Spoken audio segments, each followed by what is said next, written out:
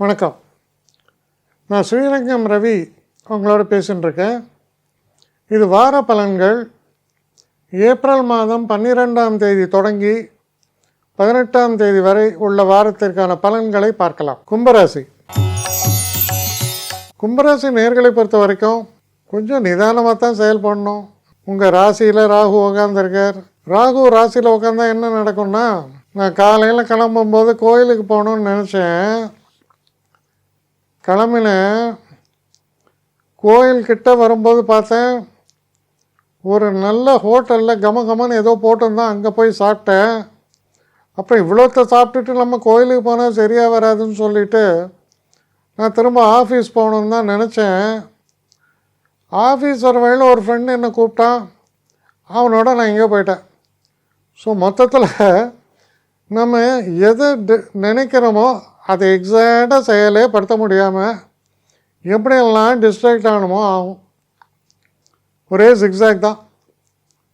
நான் டாஸ்மாகை சொல்ல, டாஸ்மாக் சாப்பிட்டா இன்னும் வேறு, அது இன்னும் பெரிய ஜிக்ஸாக்காக இருக்கும். இப்போ நீங்கள் என்ன இதில் புரிஞ்சுக்கணுன்னா, ஒரு விஷயத்தை டிசைட் பண்ணால் அதை கரெக்டாக ஃபாலோ பண்ணணும். பிளானிங் ஹவர் டு ஹவர் மாறலாம், இல்லை மினிட் டு மினிட் கூட மாறலாம். அந்த அளவுக்கு ஒரு கன்ஃபியூசிங் ஸ்டேட் ஆஃப் மைண்ட் இருக்கும். மற்றவங்கள்ட்ட பேசும்போது, ஒரு ஃப்ரெண்டுகிட்ட பேசும்போது என்ன பேசுவோம், அது எக்ஸாக்டாக சொன்னால் சென்சர் பண்ணுவாங்க. சரி கொஞ்சம் ஜென்டலாக சொல்லுவான், டே மடையா அப்படின்னு கூப்பிட்றீங்கன்னு வைங்க. ஃப்ரெண்டில் மச்சி மடையா ஏதோ கூப்பிட்றேன். அவன் இன்றைக்கின்னு பார்த்து கோச்சிப்பான். நேற்று வரைக்கும் சிரிச்சுன்னு இருப்பான். அவன் என்ன மூடில் இருக்கானோ தெரியாது. ஸோ ஒவ்வொரு விஷயத்துலையும் கொஞ்சம் நிதானம் தேவை, வேறு ஒன்றும் இல்லை. சரி, இதெல்லாம் இருக்குது. இந்த வார இறுதியில் பார்த்திங்கன்னா இதையெல்லாம் மீறிய ஒரு வெற்றி வாய்ப்புகளும் ஏற்படும். ஏன்னா 3ஆம் இடத்துல சூரியன் உச்சமடைந்து கூட சுக்கிரனோடு இருக்கார். அப்போ மாபெரும் வெற்றி உங்கள் முயற்சிகளுக்கு எப்போ ஏற்படும், வார இறுதியில். அப்போ இவ்வளோ வேலை செஞ்சேன், அதுக்கான பலனே எனக்கு தெரியல. தெரியும். எப்போ, இந்த வாரம் எப்போ முடிகிறது, 17, 18 அப்போ தெரியும்.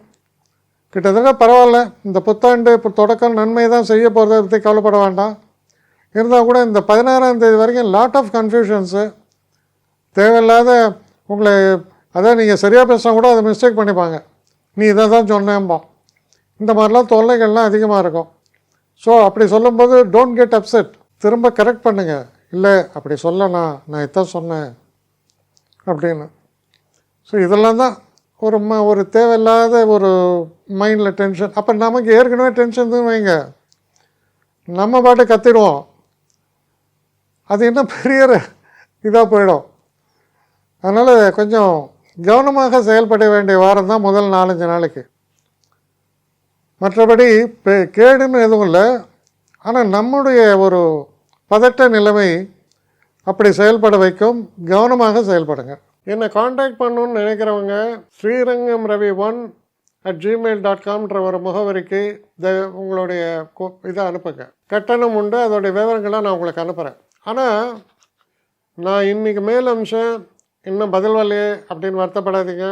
ஏன்னா எனக்கு கொஞ்சம் பெண்டிங்கில் இருக்குது.